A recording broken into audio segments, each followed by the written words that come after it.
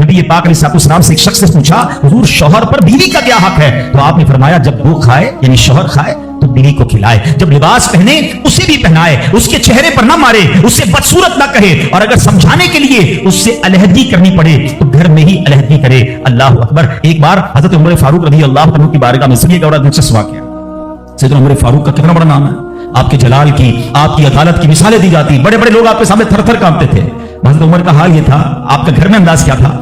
एक शख्स आया कि मैं हजरत उमर के पास जाऊं और बताऊं मेरी बीवी जो है मुझसे इस तरह बात करती है, और मेरा वो अंदाज नहीं होता जो शौहर के सामने होना चाहिए, होता है घरों में हो जाता है। तो हजरत उमर के दरवाजे पर पहुंचा ना, तो अंदर से उसे सैयदना उमर फारूक रज़ी अल्लाह तआला अन्हु की ज़ौजा उम्मे कुलसूम रज़ी अल्लाह तआला अन्हा की नाराजगी की आलम में गुफ्तगू करते हुए सुना। वो हजरत उमर से बात कर रही थी, तो वो शौहर सोचने लगा कि मैं तो अपनी बीवी की शिकायत लेकर आया था, हजरत के तो घर का भी मामला ही ऐसा ही है। तो वो कहते मैं वापस होने लगा। हजरत उमर ने बुला लिया, क्यों आए थे? तो कहा कि मैं तो हजरत अपनी बीवी की शिकायत करने आया था, मगर मैं आपके दरवाजे पर आया, आपके घर का माहौल देखा तो मैं समझ गया हम दोनों एक ही मामले में हैं, आपका भी वैसा ही हाल है। अब हजरत उमर ने जो उनकी तरबियत फरमाई ना, आपने फरमाया मेरी बीवी के मुझ पर चंद राइट्स हैं, चंद हुकूक हैं, मुझे इससे चंद फायदे हासिल होते हैं जिसकी बिना पर मैं इससे दरगुजर करता हूं। पहला ये कि ये मेरे लिए जहन्नम की आड़ है, मेरा दिल इसकी वजह से हराम कामों से बचा रहता है।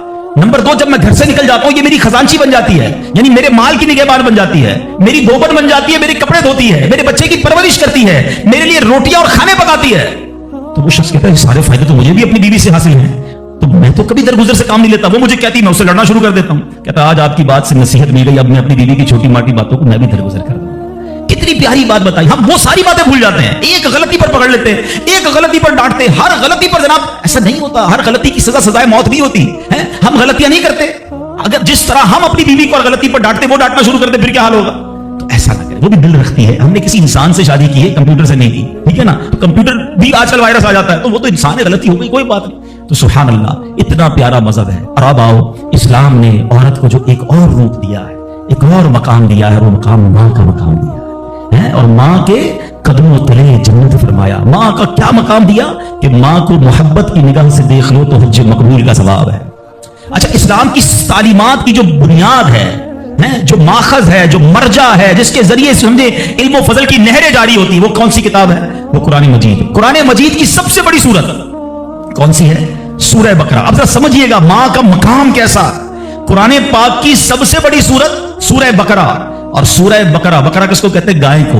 ये कौन सी गाय थी? ये दुनिया की सबसे कीमती गाय थी। अगर इस तफसीर को पढ़े ना तो अल्लाह अकबर, पता ये चलेगा कि कुरान पाक की सबसे बड़ी सूरत, उसका जो सेंट्रल आइडिया है, जो मेन टॉपिक है, वो भी माँ का अदब ही है। वो एक नौजवान को था ना जिसने माँ की खिदमत की, और अल्लाह ने उस खिदमत का सिला ये दिया कि एक ऐसी गाय उनको मिल गई कि जो सोने के वजन के मुताबिक बेची गई। तफसीली वाकया है, मैं वाकया पूरा बयान नहीं करता, इशारा दे रहा हूं कि सूरह बकरा का भी अगर पैगाम पढ़े, मुफस्सिरीन ने लिखा कि सूरह बकरा का पैगाम यह है कि अपनी माँ का अदब करे, अपने वालिदैन का अदब करे। और जब वालिदैन का अदब करता है अल्लाह ऐसे नवाजता है, गैब के खजानों से नवाजता है। और माँ की दुआएं, अल्लाह अकबर। हजरत बायजीद बिस्तामी कितने बड़े अल्लाह के वली हैं, आपके बारे में आता है।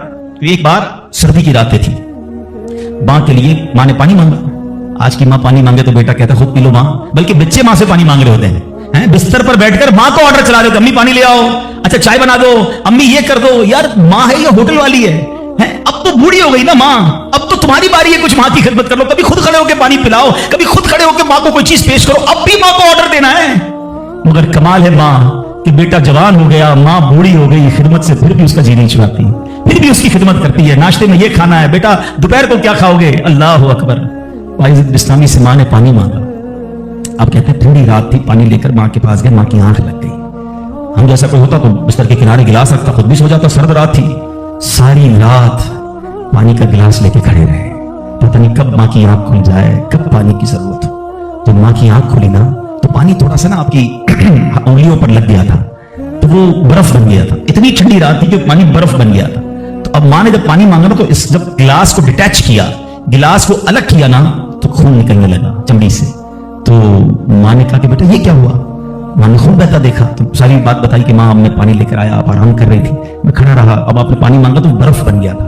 तो माँ ने क्या कहा? ऐ अल्लाह, मैं इससे राजी हूं तो भी इससे राजी हो जा। माँ के दिल से दुआ लगी ना, वो बायजीद बिस्तामी बन गए। वो अल्लाह के वलियों में बहुत बड़ा मकाम उन्होंने हासिल कर लिया।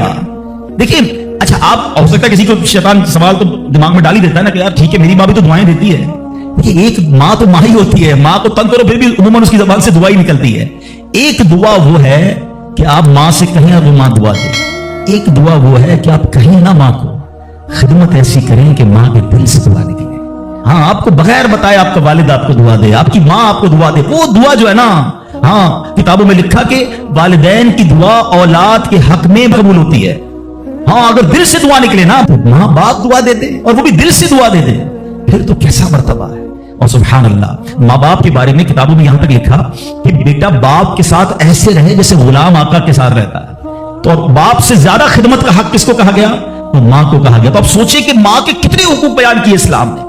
تو مبارک ہو ان خواتین کو, ماشاءاللہ ہمارا اسلام کس کس موقع پر عورت کے کیسے حقوق بیان کرتا ہے. اور سبحان اللہ, ایک بار نبی پاک علیہ السلام سے سوال ہوا, سوال کرنے والے نے بھی کتنا پیارا سوال کیا, اور یہ حدیث بخاری کی حدیث ہے. اللہ کے نبی علیہ السلام سے عرض کیا, حضور میرے حسن اخلاق کا سب سے زیادہ حقدار کون ہے, کون ڈیزرونگ ہے, سب سے زیادہ مجھے کس کے ساتھ حسن اخلاق کرنا ہے. حدیث کا خلاصہ نبی پاک نے فرمایا تیری ماں. پھر پوچھا حضور اس کے بعد سیکنڈ؟ فرمایا تیری ماں. کہ حضور اس کے بعد؟ فرمایا تیری ماں. 3 بار. پھر کہ حضور اس کے بعد؟ فرمایا تیرا والد. اچھا, اب یہاں یہ حدیث تو پوری ہو گئی, مگر سبحان اللہ, اچھا کوئی نارمل آدمی, حدیث جو لوگ کہتے ہیں نا بھائی کسی مفتی صاحب کی کیا ضرورت ہے, تفسیر کی کیا ضرورت ہے, خود ہی قرآن پڑھ لو, خود ہی حدیث پڑھ لو. آج کے دور میں کوئی نارمل آدمی حدیث پڑھے تو خدا نہ خواستہ اس کا رزلٹ کیا لے گا؟ چلو بھائی والد کو پوچھنا ہی نہیں ہے, 3 بار ماں کا فرمایا نبی پاک نے, ماں کی خدمت کرو, ابا کو ڈالو سائڈ پہ. نہیں, اب اس کی انٹرپریٹیشن پڑھنا ضروری ہوگی, اب اس کی تفسیر اور اس کی شرح پڑھنا ضروری ہوگی. اللہ اکبر, علماء کی شان دیکھیں. پہلے تو علماء نے یہ ڈیبیٹ کیا کہ نبی پاک نے 3 بار ماں کیوں کہا, 1 بار والد کیوں کہا. کیونکہ اللہ کے نبی کی زبان سے جب بھی جو نکلا وہ حق نکلا, وہ ایسی فضول کوئی بات نہیں ہوتی. ہر بات جو ہے وہ بڑی لاجیکلی, بڑی ڈیٹیلڈ, اور اللہ اکبر وہ اللہ کی طرف سے عطا ہوتی ہے. سیدی اعلیٰ حضرت فرماتے ہیں نا, وہ دہن جس کی ہر بات وحی خدا, چشمہ علم و حکمت پہ لاکھوں سلام, وہ زبان جس کو سب کن کی کنجی کہیں, اس کی نافذ حکومت پہ لاکھوں سلام. علماء کہتے ہیں 3 بار جو ماں کہا ہے نا, ایسے نہیں کہا. ماں کے بچے پر 3 احسان ہیں. نمبر 1, ماں بچے کو پہلے 9 ماہ اپنے پیٹ میں پالتی ہے, اس کی جسم میں کتنی تبدیلیاں ہوتی ہیں, کتنی تکلیفیں وہ اٹھاتی ہے. نمبر 2, جب پیدائش ہوتی ہے, رائٹ دا ٹائم آف پیدائش, وہ بالکل موت کے قریب سے ہو کر آتی ہے, شدید درد اور ایسی کیفیت ہو جاتی ہے کہ کئی لوگ دنیا سے چلے بھی جاتے ہیں. اور تیسری ماں مہربانی کیا کرتی ہے کہ اپنے بچے کو پھر پالتی ہے. فرمایا ماں 3 احسان کرتی ہے بچے پر, اس لیے 3 بار ماں کہا. اور ان تینوں احسانوں میں والد ایک احسان کرتا ہے, وہ بچے کو پالتا ہے, اس لیے 1 بار والد کہا. سبحان اللہ, ایک لفظ حکمت بھرا ہے. اب علماء کہتے ہیں اس حدیث کا مطلب یہ ہوگا کہ عزت والد کی زیادہ کرے گا اور خدمت ماں کی زیادہ کرے گا, یعنی والد کا بھی احترام ہے. اللہ اکبر, یہ ہماری شریعت ہے. اسلام سے پہلے کے حالات دیکھیں نا عورتوں کے بارے میں, تو حیثیت کیا تھی کہ وہ مردوں کی خواہشات پورا کرنے کے لیے کھلونا تھی. عورتیں دن رات مردوں کی خدمت کرتی, محنت مزدوری بھی عورتیں کرتی, اور جو کچھ کماتی وہ مردوں کو دے دیا کرتی. مگر وہ ظالم مرد ان عورتوں پر کچھ بھی خرچ نہ کیا کرتے, عورتوں کو جانوروں کی طرح مارتے پیٹتے تھے. ذرا سی بات پر عورتوں کے کان, آنکھ اور ناک کاٹ دیا کرتے تھے,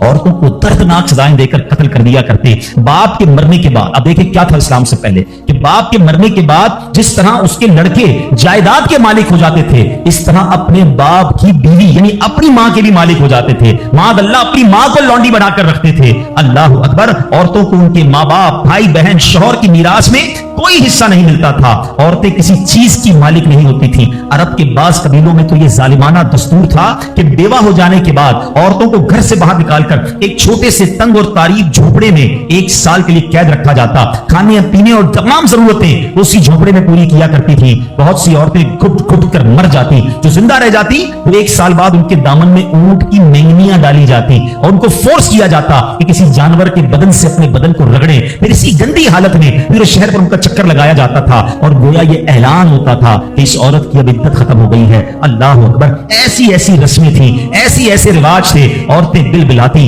روتی, تڑپتی, مگر ان عورتوں کے زخموں پر کوئی مرہم رکھنے والا نہیں تھا, کوئی فریاد سننے والا نہیں تھا. اللہ اکبر, 12 ربیع الاول کی صبح صادق کے وقت کائنات میں ایک ایسا نور جلوہ گر ہوا, ایک ایسی شخصیت آئی جہاں جس نے جہالت کے اندھیروں کو ختم کیا, وہاں ساری دنیا کی عورتوں کے لیے ایک ایسے دکھ کا مداوا بن کر آئے. نبی پاک علیہ السلام ایسے احکامات لے کر آئے, اتنی پیاری شریعت اور مذہب لے کر آئے جس میں اللہ کے دین نے عورتوں کو ایسا مقام عطا کیا کہ سبحان اللہ, عورتوں کی قسمت کا ستارہ چمک اٹھا. اسلام کی بدولت जालिम मर्दों के जुल्म सितम से कुचली और रौंदी हुई औरतों का दर्जा इस कदर बुलंद हुआ कि औरत मामलात जिंदगी और मौत के हर मरहले पर औरत को बावकार मकाम हासिल हुआ। मर्दों की तरह औरतों के भी हुकूक जो है वो बयान किए गए। औरतों की हिफाजत के लिए अहकामे खुदाबंदी नाजिल हुए। औरतों को मालिकाना हुकूक मिल गए। औरतें अपने मेहर की रकमों, अपनी तिजारतों, अपनी जायदादों की मालिक बना दी गई। अपने माँ बाप, भाई बहन, औलाद और शोहर की मीरासों की वारिस करार दी गई। अलगर्ज वो औरतें जो मर्दों की जूतियों से भी ज्यादा जलील खार थी,